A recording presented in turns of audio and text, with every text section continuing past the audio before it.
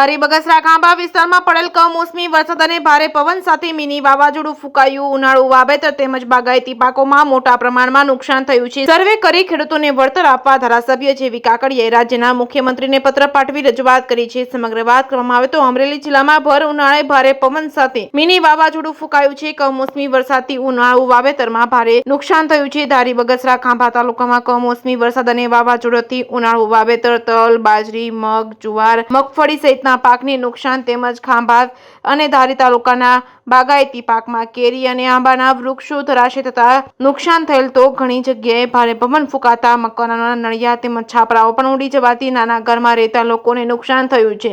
તો આ નુકસાનીનું તાત્કાલિક સર્વે કરાવી યોગ્ય વળતર સહાય આપવા રાજ્યના મુખ્યમંત્રી ભૂપેન્દ્ર પટેલ અને કૃષિ મંત્રી રાઘવજી પટેલને ધારી વિધાનસભાના ધારાસભ્ય જેવી કાકડીયાએ પત્ર પાઠવી રજૂઆત કરી છે. તાત્કાલિક વળતર આપવાની માંગ કરી છે. જે કેસ ન્યૂઝ ગુજરાતી સાથે રોમિલ મણવર, બગસરા.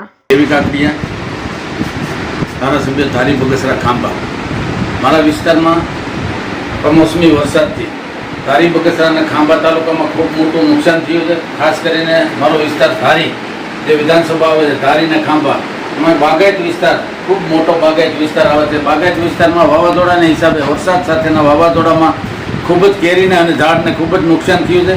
તો મુખ્યમંત્રી સાહેબને રૂબરૂ રજૂઆત કરી છે અને તાત્કાલિક આનું સર્વે કરી અને ખેડૂતોને યોગ્ય વળતર મળે એના માટે રજૂઆત કરી છે. તો તાત્કાલિક અસરથી આ સર્વે થાય એના માટે મુખ્યમંત્રી સાહેબને વિનંતી પણ કરી છે. તાત્કાલિક શરૂ થાય એના માટે પ્રયાસો કરી રહ્યો છું.